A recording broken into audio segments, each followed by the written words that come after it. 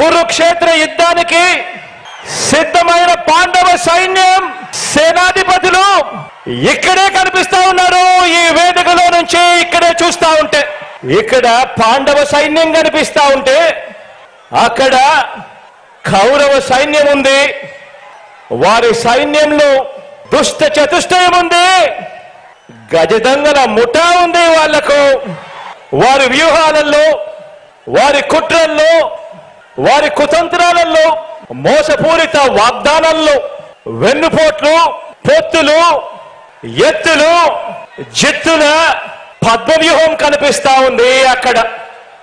కానీ పద్మవ్యూహంలో చిక్కుకొని వారి బాణాలకు బలైపోవడానికి ఇక్కడ ఉన్నది అభిమన్యుడు కాదు, ఇక్కడ ఉన్నది అర్జునుడు. ఆ అర్జునుడికి తోడు ప్రజలు, దేవుడి దయ. ఇక్కడ ఉన్న నా అన్నదమ్ములు, నా అక్క చెల్లెమ్మలందరూ. మంచితనానికి మారు పేరు, నిజాయితీకి నిలువెత్తు పేరైన జగన్మోహన్ రెడ్డి గారి ఆధ్వర్యంలో నడుస్తున్న రాష్ట్ర ప్రభుత్వం వారి బాధనే వర్ణనాతీతం. చాలా బాధపడుతూ ఉన్నారు ఆయన అందరు ఇబ్బంది పెట్టేస్తున్నట్టు. ఆయన ఒక అర్జునుడిలాగా, మేమందరం కౌరవుల్లాగా.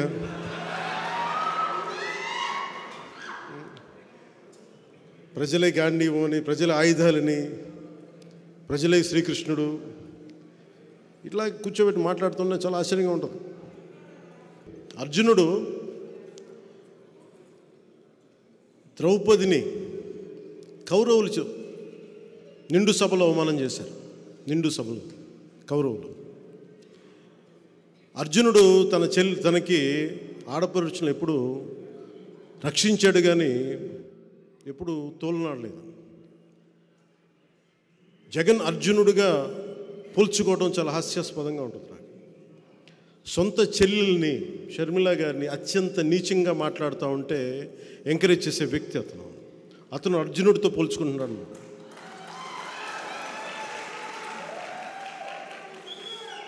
అసలు ఆలోచించుకోవాలి మాట్లాడబోయే ముందు. పాపం సొంత చెల్లెలి గౌరవం ఇవ్వని వ్యక్తి ఈ రాష్ట్ర ముఖ్యమంత్రి. సొంత చెల్లెలు, తోబుట్టు, సొంత చిన్నాయిన్ని నిర్దాక్షిణ్యంగా చంపేశారు. వాళ్ళని వెనకేసుకొచ్చే వ్యక్తి.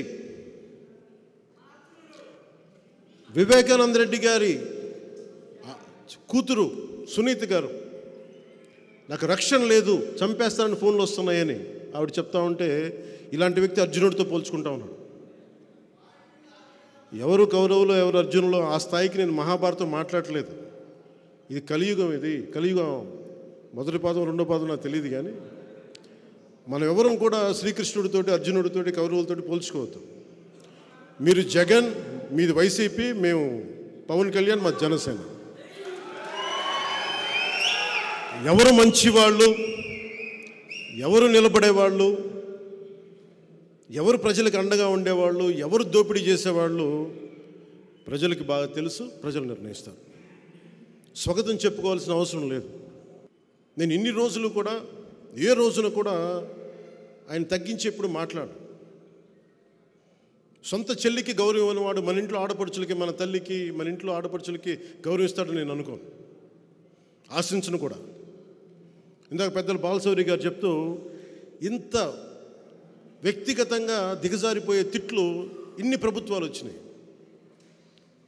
మాటకి మాట ఉంటుంది, విమర్శకు ప్రతి విమర్శ ఉంటుంది. ఇంత దిగజారి చేసిన రాజకీయం దాదాపు భారతదేశంలో ఎక్కడా లేదేమో.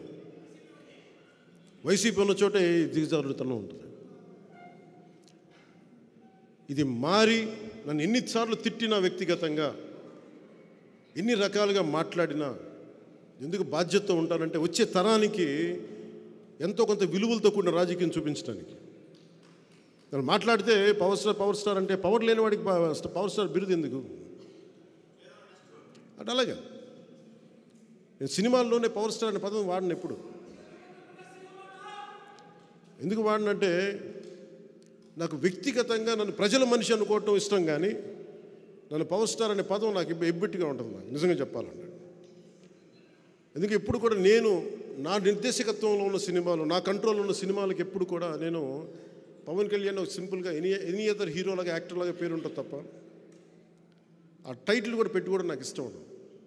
ఇది ఎందుకు చెప్తున్నానంటే నేను ప్రజల మనిషిగా ఉండటానికి ఇష్టపడతాను తప్ప ముందున్న బిరుదులకి నేను పెద్ద ఇష్టపడను. మీరు గుండెల్లో ఈ నేల కోసం, మన భారతదేశం కోసం ఈ వ్యక్తికి కష్టపడి పనిచేస్తాడని మీ గుండెల్లో అనుకుంటే చాలు. నాకు అదే పెద్ద నాకు బిరుదు. అదొక్క మాట చాలు నాకు. అందుకని నా విన్నపం కూడా ప్రజల కోసం పనిచేసే ఒక కూలీ అనుకోండి. నేను పవర్ స్టార్ కంటే కూడా ప్రజల కోసం పనిచేసే కూలీ అంటే నేను ఎక్కువ సంతోషిస్తాను.